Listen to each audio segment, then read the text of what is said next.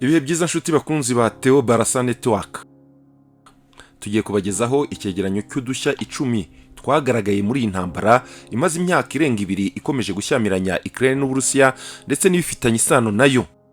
Agashya ka mbere, nta tangazo ryo gutangiza intambara ryatangajwe mu ntambara ihuje Uburusiya na Ukraine, ibyo bita Déclaration de la guerre mu rurimi rw'igifaransa.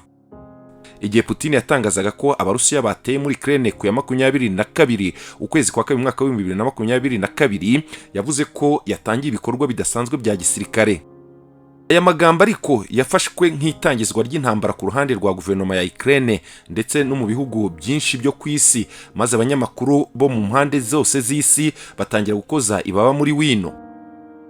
Inteko ishinga amategeko ya Ukraine yo yahise ivuga ko Uburusiya ari igihugu cy'iterabwoba ku bijyanye n'ibikorwa by'intambara bwari butangije muri Ukraine. Ariko Uburusiya ntibutangaze ku mugaragaro intambara mu izina ryayo, ku buryo kugeza na n'ubu bikitwa ibikorwa bidasanzwe bya gisirikare. Agashya ka kabiri, ingengo y'imari mu bijyanye n'igisirikare yariyongereye ku mpande zihanganye muri intambara ihuje Uburusiya na Ukraine.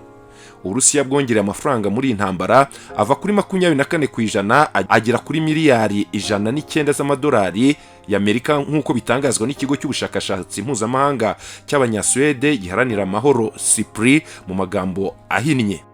Kandi kuva intara ya Crimea yakomekwa ku Burusiya mu mwaka wa 2014, ingengo y'imari mu bya gisirikare yongereho 57%. Ku ruhande rwa Ukraine yongereye amafaranga yakoreshwaga mu gisirikare ku kigero cya 51% igera kuri miliyari 64.8 z'amadolari y'Amerika, ndetse yabonye inkunga ingana na miliyari 35 z'amadolari y'Amerika, inyinshi muri zo ziva muri Leta Zunze Ubumwe za Amerika. Mu minsi ishize Kongere y'Amerika iherutse kwemera Ukraine indi nkunga mu bya gisirikare ya miliyari 61 z'amadolari y'Amerika. Agashya ka gatatu, intambara y'Uburusiya na Ukraine yaranzwe kenshi n'imirwano ikomeye hamwe n'amayeri ya gisirikare yo ku rwego rwo hejuru ndetse no gukoresha intwaro zihambaye, bityo byerekana ubushobozi n'intege nke by'abahanganiye muri iyi ntambara.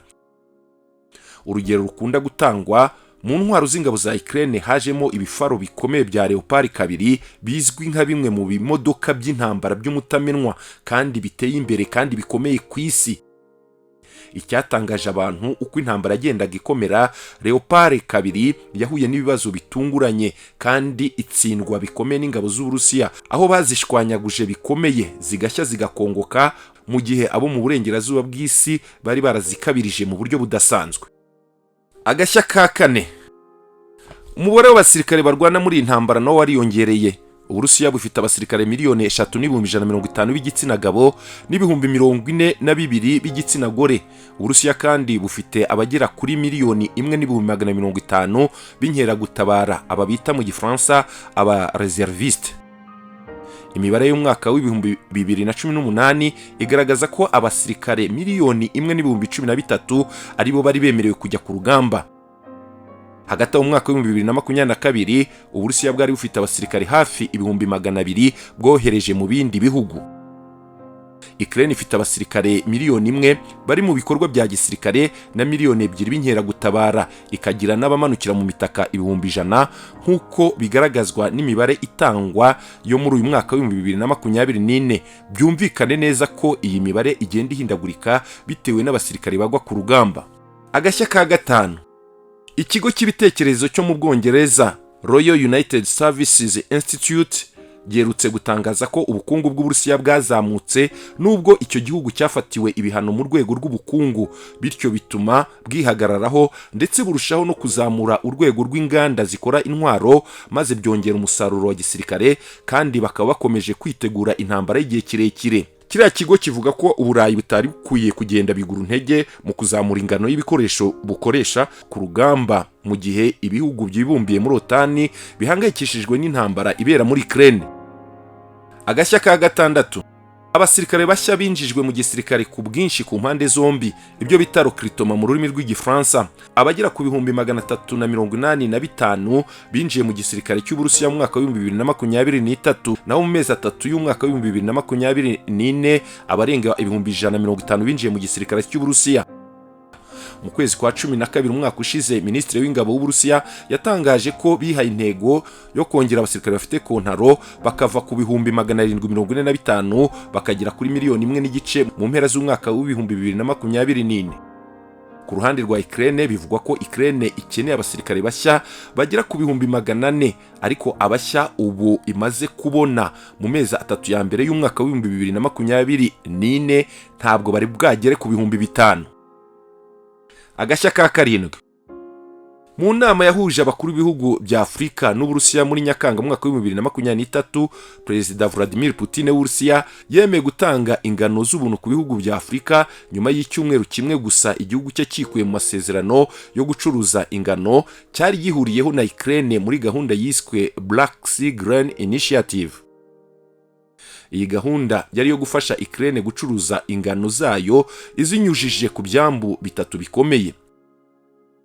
Asubiza ku cyemezo cy'igihugu cye cyo kuva muri Black Sea Grain Deal, Putin yashimangiye ko cyafashwe kuko amasezerano ajyanye no kohereza ingano n'ifumbire by'Uburusiya atigeze yubahirizwa. Bivugwa ko 70% by'ingano yoherejwe na Ukraine yagiye mu bihugu bikize cyangwa ibiri gutera imbere cyane, birimo umuryango umwe bw'Uburayi, ndetse ibihugu bikennye nka Sudani byarengejwe ingohe bihabwa ingano iri munsi ya 3% byyoherejwe. Muri rusange izi ngano zagombaga koherezwa mu bihugu bikennye cyane cyane ibyo muri Afurika.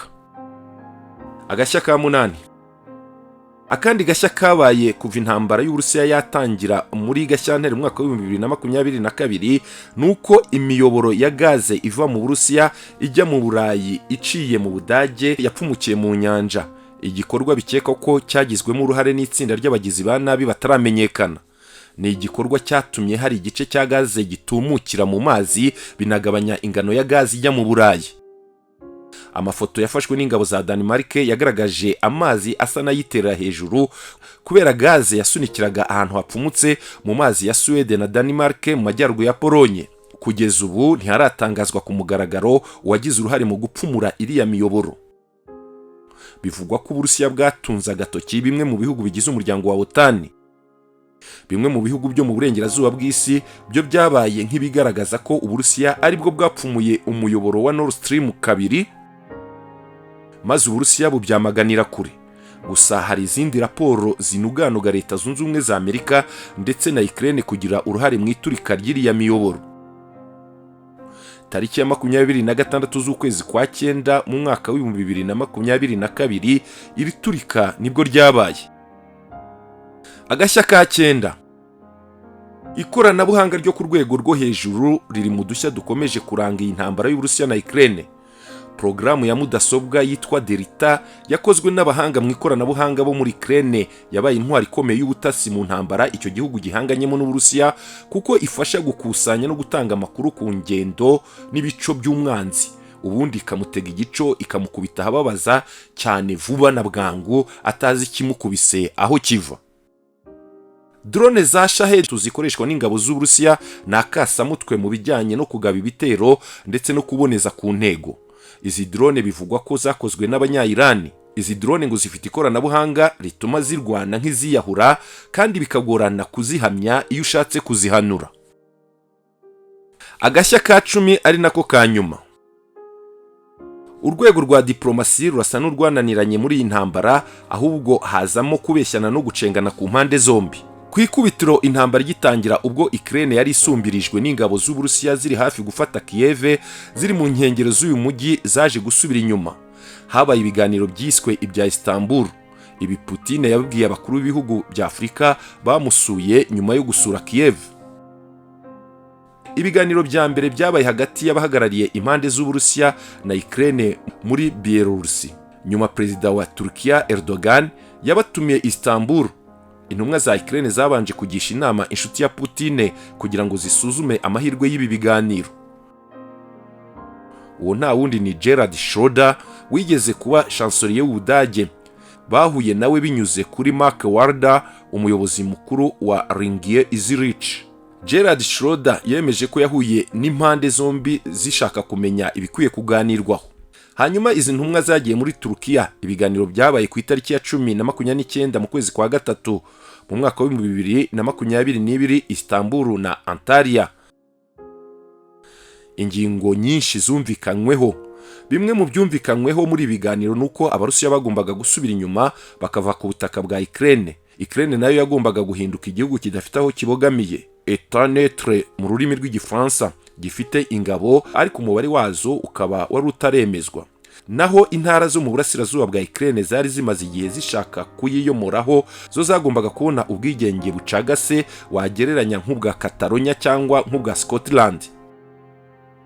Ku bijyanye n'intara ya Crimea, abanya-Ukraine basabye ko habaho amatora ya kamarampaka yazagena aho Crimea yakomekwa mu myaka 15 iri imbere, haba ku Burusiya cyangwa kuri Ukraine. Aya masezerano yerekeye kutagiraho Ukraine ibogamira kikaba igihugu neutre yagombaga kugenzurwa no kwemezwa n'ibihugu byinshi bikomeye by'Uburayi ndetse harimo n'Uburusiya. Icyo gihe urupapuro rwa mbere rwashyizweho umukono n'impande zombi.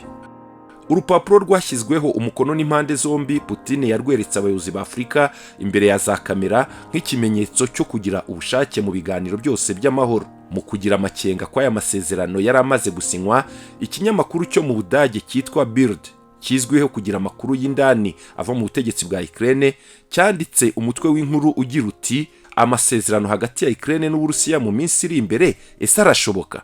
Ese amahoro arabonetse?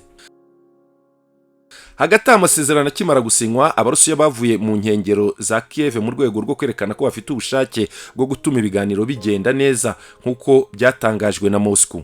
Gusa mu burengerazuba bw'isi bo bavuga ko Abarusiya bavuye muri Kiev kubera ko ibifaru byabo by'intambara byari birimo gutwikwa ku bwinshi n'ingabo za Ukraine. Mu ntangiriro z'ukwezi kwa kane mu mwaka wa 2022, Gerard Schroeder yahuye na Vladimir Putin maze yemeza ko yamusanze yihebye cyane ku bijyanye n'amahirwe y'ishyirwa mu bikorwa ry'amasezerano, aho yabonaga ko uburengerazuba bw'isi bwiyemeje kurushaho gufasha Ukraine. Kuri we ngo icyari kigambiriwe no gupfukamisha Uburusiya no kubutesha agaciro mu buryo bw'igihe kirekire. Byavuzwe ko Boris Johnson wari minisitiri w'intebe w'Ubwongereza yamenyesheje Volodymyr Zelensky wa Ukraine mu ntangiriro z'ukwezi kwa kane mu mwaka wa 2022 ko ari amasezerano atagomba kubahirizwa, ko intambara igomba gukomeza ndetse ko ibihugu byo mu burengerazuba bw'isi birangajwe imbere na Leta Zunze Ubumwe za Amerika n'Ubwongereza byiyemeje gukomeza guha inkunga yo mu rwego rwo hejuru igihugu cya Ukraine. Boris Johnson yihutiye kujya Kiev ku itariki ya 10 z'ukwezi kwa kane mu mwaka wa 2022 nyuma y'iminsi 10 abari bahanganye basenya amasezerano ya mbere muri Turkiya yuko Ukraine itagomba kugira aho ibogamira haba kuri Occident cyangwa ku Burusiya mu bijyanye n'imitegekere ndetse n'umutekano. Byari byemejwe ko nyuma izi mpande zombi zizongera guhura zikaganira ku zindi ngingo. Abahanga muri politiki ya Leta Zunze Ubumwe za Amerika bemeza ko guverinoma ya Biden nayo yahisemo gukomeza gushyigikira amakimbirane yari imaze igihe itegura mu myaka yatambutse hagamijwe kunaniza Uburusiya mu rwego rwo kurinda Ukraine. Bivugwa ko abantu bo mu burengerazuba bw'isi ari bo bagize uruhare mu gushyira akadomo ku biganiro biganisha ku mahoro byagombaga gukomeza hagati ya Ukraine n'Uburusiya kugira ngo intambara ihagarare mu buryo bwa burundu. Nguko uko urwego rwa diplomasi ntacyo rwagezeho muri iyi ntambara, ahubwo hazamo kubeshyana no gucengana ku mpande zombi. Naha dusoreje inshuti bakunzi ba Theo Barasa Network, mukomeze kugira ibihe byiza.